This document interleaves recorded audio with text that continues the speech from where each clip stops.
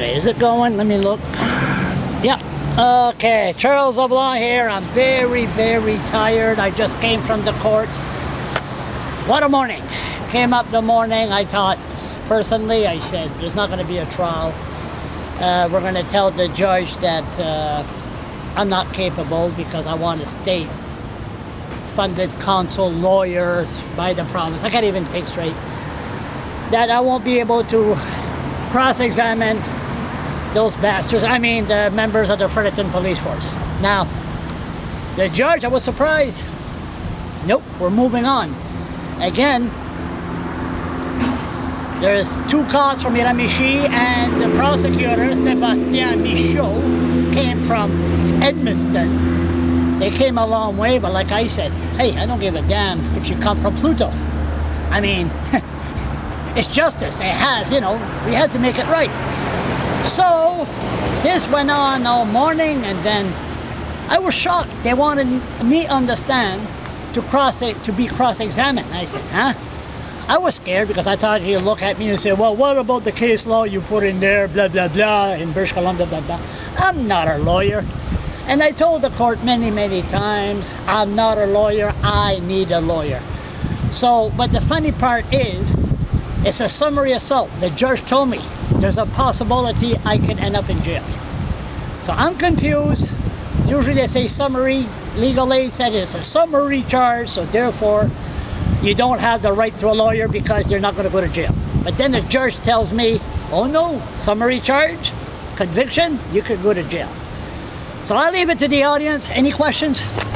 There was some supporters there today, 5 or 6. A lot of patience. Holy Jesus, they listened to everything, and I thank them to be there. Not my Facebook friends, but anyway. Any question? Are you going to read all that stuff again before you show up on August? What I have to do is find out who the witness is going to be. We know who the witness is, and get prepared for cross-examination, some heavy-duty questions. This is just on the motions. You're not even at the trial yet. So just on the motions, it sounds like it's going good so far. So are you feeling good about it? I'm feeling exhausted. I'm happy that we have a Irving employee inside that courtroom. Don McPherson is doing fine work. I went to him and I said, you're not human. You're not human. I mean, I seen what he wrote. The first part was good, straightforward, honest. And the public knows the public knows what's going on. So do I feel good? It's a hearing, but everybody that's charged with a summary charge should put a motion in, because then you stand a chance of throwing it out before it goes. Did you hear what the Irving paper guy said when I said Irving must be really interested in the story to have you here all day? Yes. And he said, can you imagine what Charles would say if we weren't here? And I think that's a comment, that's a plug for your blog, Charles. They're worried about what you're going to say if the Irving spews doesn't cover everything the way they're supposed to.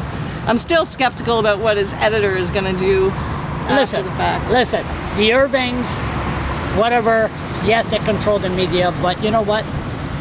The Irvings are doing a good job to have a court reporter in that courtroom.